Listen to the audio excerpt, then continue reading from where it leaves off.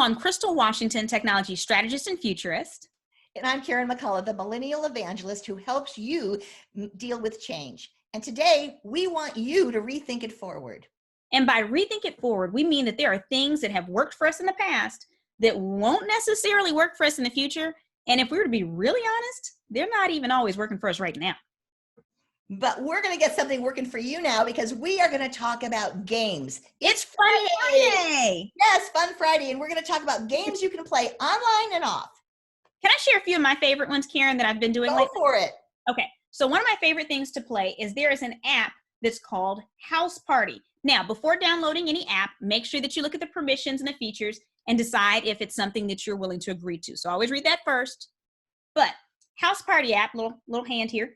This is really cool because it actually looks like you're almost like on a Zoom call. So you're on there with up to 7 other people, and there's different games you can choose to play with the group.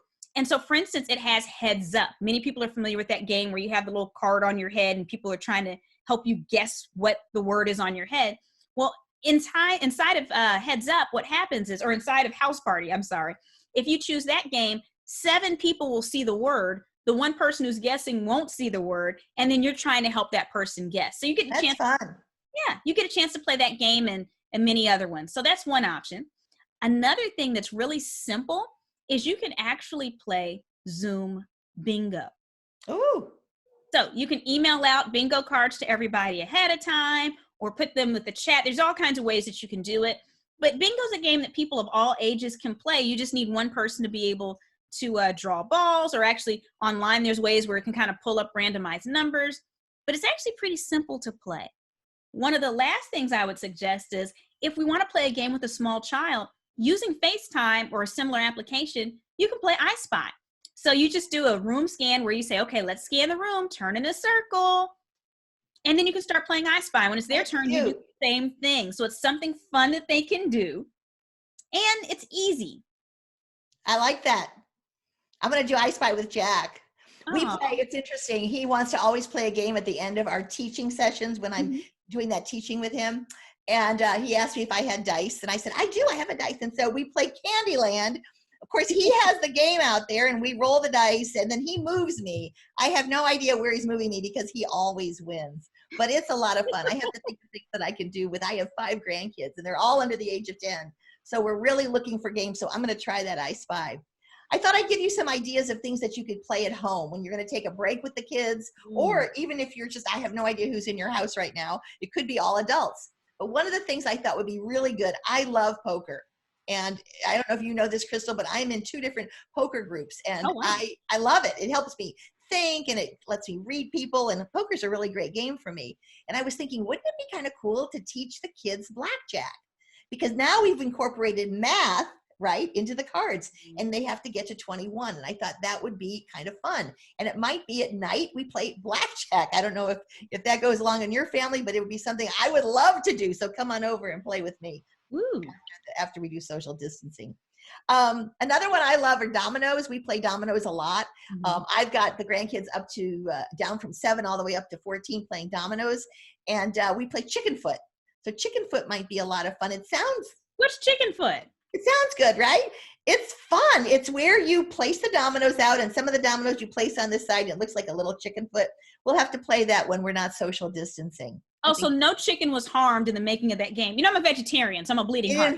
It involves no chicken and no feet. Okay, then I can formally endorse chicken foot then. You totally can. But my all-time favorite, and I hope that you guys write this one down. This is a takeoff on the reality show out there called Lego Masters. I love this show. I don't know if any of you have watched it, but tune into Lego Masters. It's on Fox, and you can also get it on Hulu. And Lego Masters is a reality show that's hosted by Will Arnett. Will Arnett was the Batman in the original Lego movie. I don't know if y'all remember, but he was the voice of Batman. And now he's got this phenomenal show where he has adults. I think there's like about 30 people from all over the country. They work in teams. And they are now, and if you remember the show, you're either a Lego master or a Lego builder.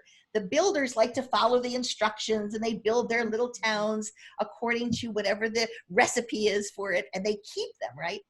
But masters crash everything. They smash it down and they start all over again at the beginning, right? You're getting how much fun this game is. And they create from the bottom up, the ground level. In the TV show, I think they have like an hour. Of course, they flash time and then they have a winner. Well, my grandkids saw this and my daughter said, we are going to have as rewards when they do their homework, when we've had a good day, maybe every couple of days, we're going to do Lego Masters. Ooh. And then once they create their creation and she videos them, she sends me the video, they're phenomenal. They're very creative.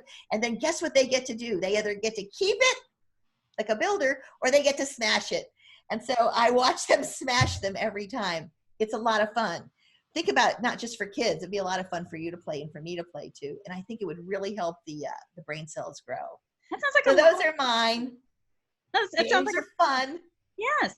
But you know what's interesting? I bet there are people that are watching us right now that even have some of their own games that they're playing, whether it's online or in person. So be sure to drop your suggestions below, a link to it, explaining your game, whatever it is. Make sure to share, because the more games we have to choose from, the more wonderful things we have to do with the people we care about. And the more fun we have. So guys, have a good weekend. Have some fun. See you next time.